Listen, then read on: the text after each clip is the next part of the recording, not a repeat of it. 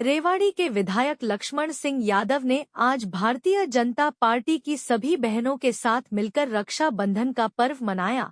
इस अवसर पर उनके साथ जनस्वास्थ्य मंत्री रणबीर सिंह गंगवा भी समारोह में पहुंचे।